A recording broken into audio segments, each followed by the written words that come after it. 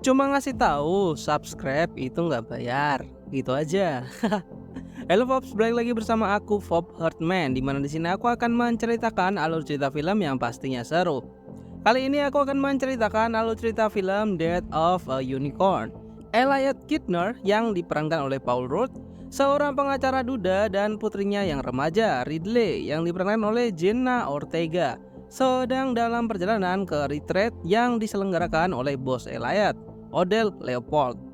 Dalam perjalanan mereka secara tidak sengaja menabrak seekor anak unicorn. Ridley mengalami penglihatan kosmik saat menyentuh tanduk unicorn tersebut. Sementara Elliot menghentikan kejadian tersebut dengan membun-bun makhluk itu menggunakan linggis. Ya, tak usah berlangsung lama-lama lagi, kita langsung simak saja ceritanya. Tapi tunggu dulu, jangan lupa pamit ke ibu kalian karena kalian akan menghilang selama 10 menit ke depan. Musik. You slept away the morning, the things that you would miss, like laughter from the kitchen, or a memory like this. Laburkan mesa seres, laburkan cinta. Baru mas 100. Deep planning process, so just sit tight. We'll have you on your way as soon as we can. Di pegunungan bersalju di sebuah penerbangan maskapai Kanada, Elliot beserta anaknya Ridley harus mengalami penundaan penerbangannya karena kendala teknis. Mereka berdua berada di pegunungan di utara. Tujuannya ke sini adalah untuk bersenang-senang layaknya seorang ayah yang meluangkan waktu sibuknya untuk menemani putrinya berlibur. Walaupun beberapa mendapatkan kendala di awal seperti delay pesawat dan tidak adanya sinyal. Lalu dekat dari situ terdapat sebuah gua misterius yang di dalamnya terdengar suara seperti monster.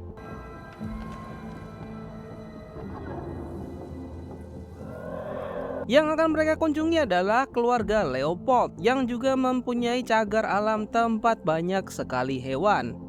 Elliot yang sudah memasuki kawasan Leopold menelpon Griff untuk arahan lebih lanjut. Namun karena sinyal di sana begitu sulit untuk dijangkau, Elliot terbawa emosi dan melaju mobilnya sangat kencang, hingga tanpa sengaja menabrak seekor hewan berwarna putih.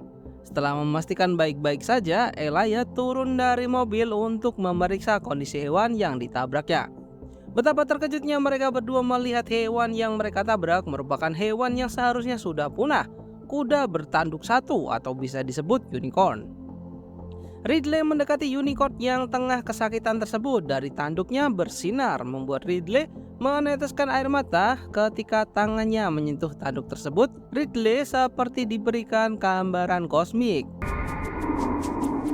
seperti dibawa keluar angkasa, namun tiba-tiba semua lenyap ketika Elliot memutuskan untuk membun-bunnya. Karena jika polisi hutan tahu, dia akan ditangkap dan diberikan denda atau dipenjara. Kini mereka sampai di kediaman Leopold dengan unicorn yang disembunyikan di belakang mobil. Pria ini bernama Shepard Leopold. Karena ayahnya sedang sibuk, dia yang menyambut Elliot beserta anaknya Ridley. Ini Belinda Leopold, suami dari Odell, dan dia adalah Odell Leopold. Elliot berbohong padanya tentang tidak melihat hewan apapun selama perjalanan. Merasa tidak enak badan karena kejadian barusan, Ridley meminta waktu untuk beristirahat, melihat ke mobilnya.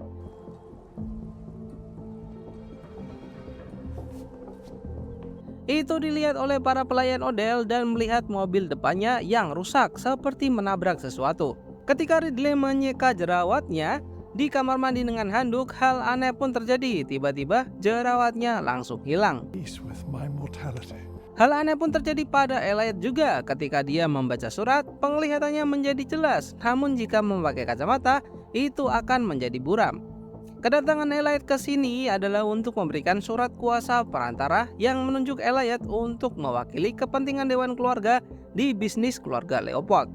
Untuk itu Belinda meminta Ridley untuk bergabung dengannya akhir pekan untuk lebih mengenalnya lebih dalam. Tiba-tiba tanduk unicorn itu menyala kembali dan kakinya menendang mobil. Namun keluarga Leopold tidak akan menandatangani surat tersebut sebelum mereka mengenal Ridley lebih dalam.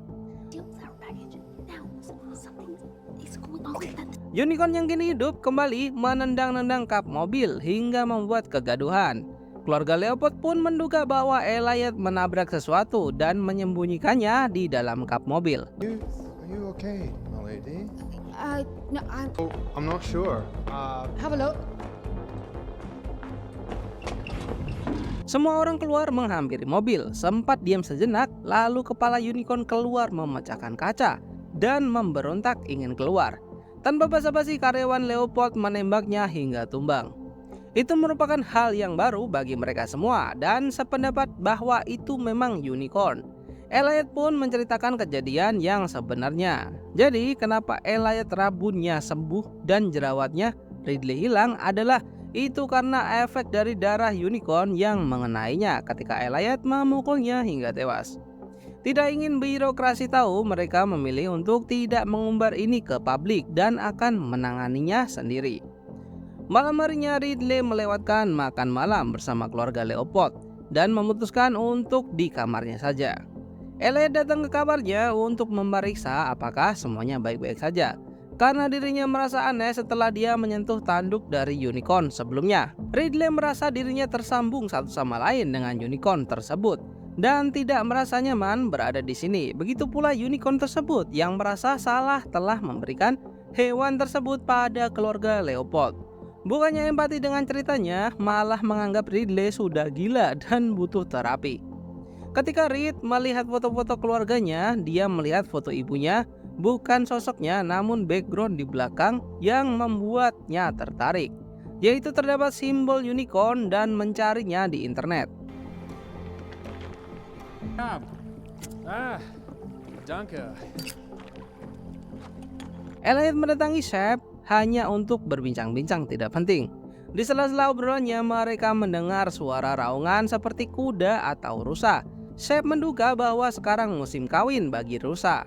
Namun suaranya semakin keras, ketambah lagi muncul aurora aneh di atas langit. Ridley menonton video tentang cerita abad pertengahan di mana orang-orang berburu unicorn. Namun unicorn hanya tunduk pada gadis yang mempunyai hati murni, yang mempunyai kebajikan. Setelah mendapatkannya, para unicorn dibun-bun. Revolusi Prancis pun berlanjut, di mana menceritakan hewan buas yang menyerang para penduduk secara brutal. Itulah unicorn yang sedang balas dendam. Di malam harinya, Ridley dibangunkan oleh dua orang memakai baju APBD beserta dengan Elliot masuk ke dalam sebuah ruangan untuk diselidiki bagian tubuh mereka yang terkena cipratan darah unicorn. Para ilmuwan dari dosen kampus mengambil sedikit dari tanduk unicorn dan menganalisanya. Intinya adalah tanduk tersebut berfungsi sebagai pemancar sinyal, dan juga tanduk tersebut mengirimkan biometrik ke sel-sel organ tubuh. Itulah alasan kenapa tiba-tiba rabun mata Elliot sembuh dan jerawat Ridley menghilang. Setelah mendengar asumsi dari para ilmuwan, mereka sedikit-sedikit menyisir tanduk unicorn menjadi bubuk dan memberikannya ke Odell. Oh ya, di film ini Odell diceritakan sedang sekarat. Setelah bubuk didapatkan, mereka menyuntikkannya ke dalam tubuh Odell sebagai pembuktian.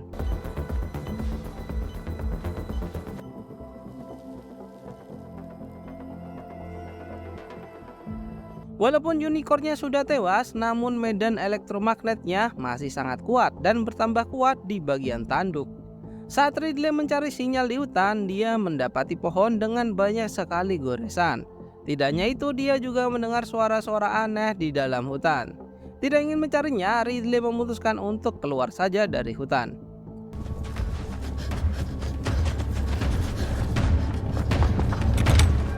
Mereka mencoba menyembuhkan tumor dari Odell dengan abu dari tanduk unicorn. Walaupun ini hanya perkiraan saja, namun Odell berani mengambil keputusan yang masih belum jelas kebenarannya.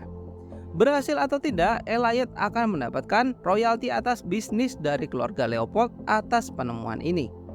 Dengan riset dari internet tentang masa lalu unicorn dan sejarah Perancis akan hal ini, Shep meminta Griff untuk mengambilkan printer besarnya untuk mencetak hasil riset agar bisa dibaca dengan lebih jelas. Actually, I'll show you. Tell you what, why don't we get you, print some of this stuff off, and then we can present our research to my parents. What do you think? Yeah, I don't. Dad? Penemuannya berhasil, Odell bisa berdiri kembali tanpa bantuan kursi roda ataupun tongkat. Ilmuwan ini pun mengatakan bahwa ini merupakan obat yang manjur untuk kanker. walaupun baru mendapatkan satu hasil uji coba. Mengetahui hal tersebut, Odell bermaksud untuk memproduksi obat kanker. Karena sedikitnya stok, tentu itu akan membuat angka penjualan yang semakin tinggi juga. Walaupun awalnya para ilmuwan menolak karena tujuan awalnya hanya untuk membuat Odell sembuh. Ya, walaupun tujuannya baik, Ridley yang sudah selesai ngeprint semua berkas-berkas risetnya ingin menunjukkannya kepada keluarga Leopold. Namun Belinda serta Odell terlalu sibuk untuk mengurus legalitas penemuannya mereka. Bahkan Shep pun demikian. Elliot yang tergiur dengan uang pun mengacuhkan Ridley dengan riset unicornnya. It says the crown prince and his cousin are gonna want an 8-ball to start. What? Ridley akhirnya bisa mengambil kuping para keluarga Leopold beserta ayahnya. Jadi begini penjelasan dari Ridley. Dalam sebuah lukisan kuno tergambarkan dari abad ke abad sebuah cerita yang sama, yaitu di mana segerombolan orang mengincar unicorn karena mengetahui bahwa dia bisa menyembuhkan apapun. Namun setelah unicorn itu meninggoy, hal-hal mengerikan akan terjadi dan itu terus berulang selama berabad-abad. Maka dari itu Ridley menolak mereka untuk membuat produksi obat dari tanduk unicorn, atau hal buruk akan menimpa mereka juga.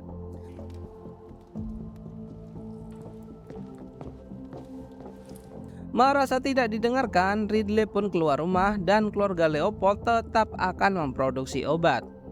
Namun ketika unicornnya dipindahkan, tiba-tiba hal aneh pun terjadi. Semua listrik mendadak padam dan elektronik tidak bisa digunakan. Di dalam keheningan, tiba-tiba sebuah tanduk menusuk tubuh dari ilmuwan hingga berlubang dan tentu saja langsung meninggoy seketika.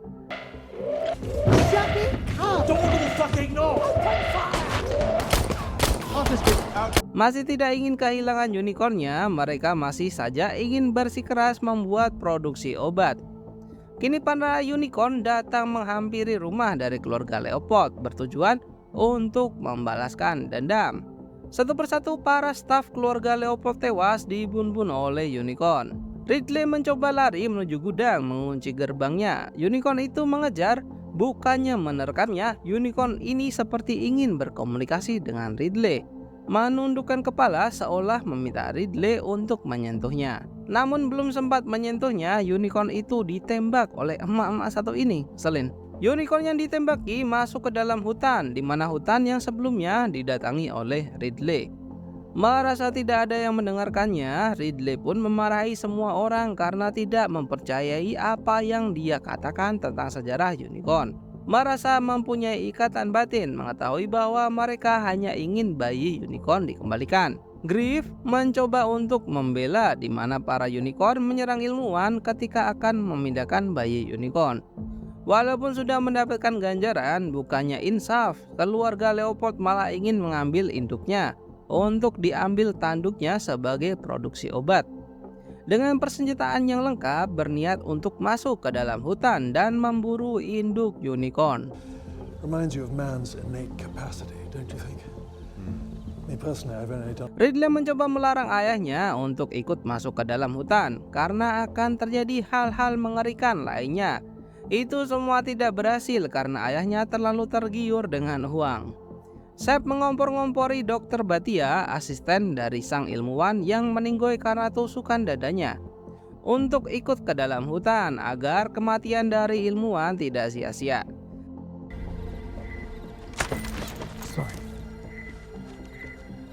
Shep memanfaatkan momen itu dengan mengambil serbuk abu dari tanduk unicorn dan menghirupnya layaknya narkoboy.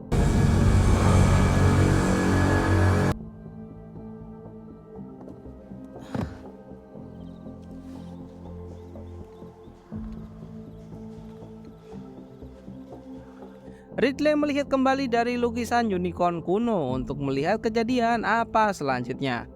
Itu tidaklah sesuatu hal yang baik, bahkan sangat buruk. Hal yang buruk akan menimpa mereka.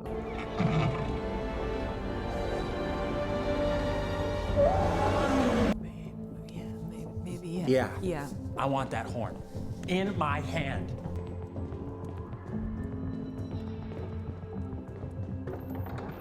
Because I think that these things might be able to like heal themselves. That means my dad, Odell, Shaw, they all Dengan suruhan dari Shep, Dr. Bhatia memotong tanduk unicorn menggunakan gergaji. Dan seketika itu juga tanduknya menyala dan terus memotongnya. Di sisi lain di hutan, satu persatu staf yang bersenjata diserang oleh induk unicorn. Para induk unicorn itu mendapatkan sinyal dari tanduk anaknya yang digergaji oleh Bhatia. Tighten up.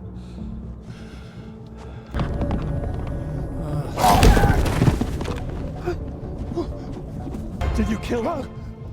Did I kill them? Fucking unskilled labor. Yang membuatnya kini induknya sudah berada di dalam rumah dan memojokkan Odell. Okay then. You like me, don't you? Unicorn itu menundukkan kepalanya, dikira ingin memberikan tanduknya. Unicorn itu malah menusuk kepala Odell hingga tembus ke atas. Kini mereka semua terjebak di dalam rumah. Ridley memaksa untuk mengeluarkan bayi unicorn, karena itu merupakan jalan satu-satunya. Sayangnya tidak semudah itu. Gerbang rumah ini dialiri listrik. Jika seseorang melewatinya, maka ya begitulah. Jalan satu-satunya adalah harus ada orang yang membuka gerbangnya secara manual.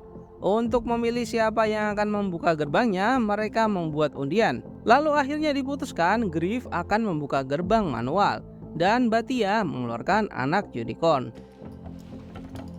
You did what you had to do. I get it. You and me, we prioritize this. We have to take care of our own. You should be okay once I see the baby. That's a success.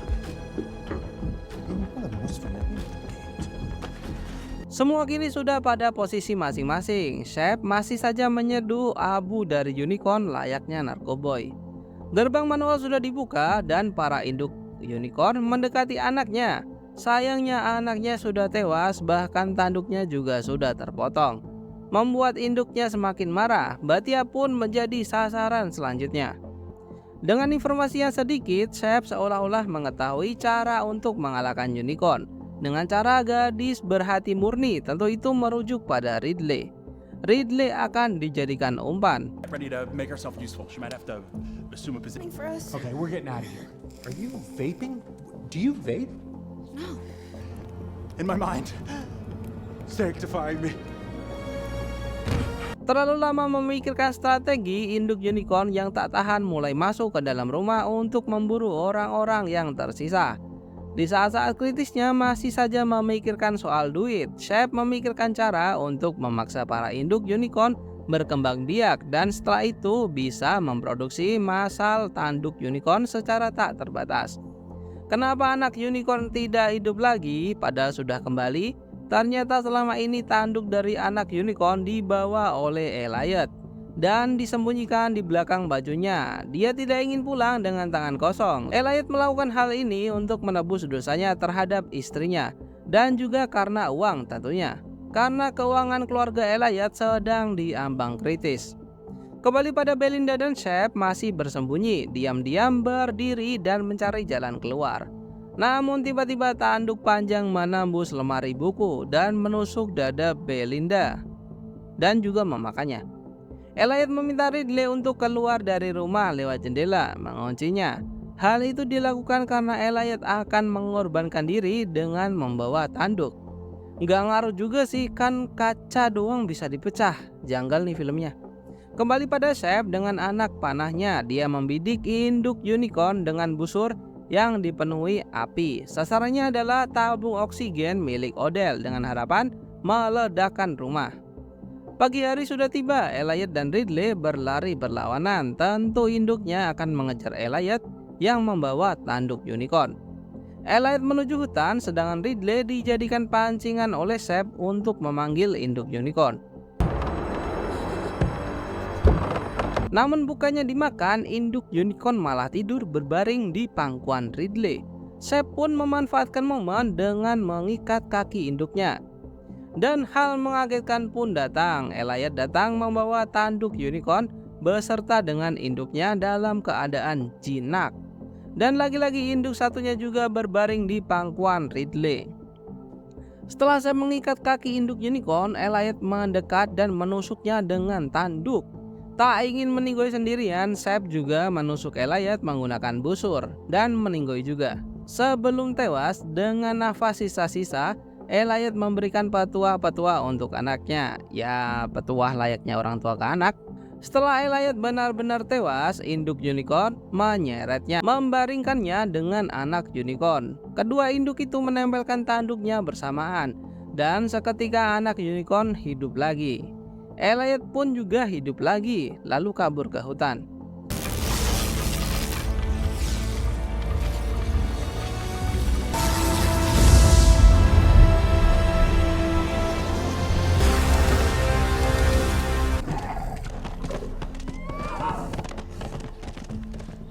Polisi pun datang dengan Griff karena melihat jasad Seb dan ketambah unicornnya menghilang. Polisi menetapkan Elliot dan Ridley sebagai tersangka pembantaian pada keluarga Elliot. Ingin mengucapkan salam perpisahan, para unicorn lari menghampiri mobil polisi untuk mengucapkan terima kasih dan perpisahan. Dan film pun selesai.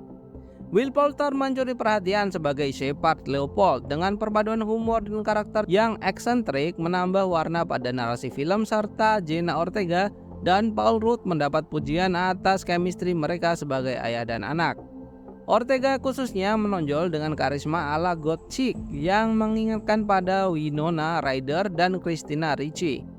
Namun efek CGI terutama dalam penggambaran unicorn dianggap kurang halus dan mengganggu pengalaman menonton. Ya, terima kasih buat kalian yang sudah menonton alur cerita ini hingga selesai. Jangan lupa subscribe, jangan lupa bahagia, dan thank you.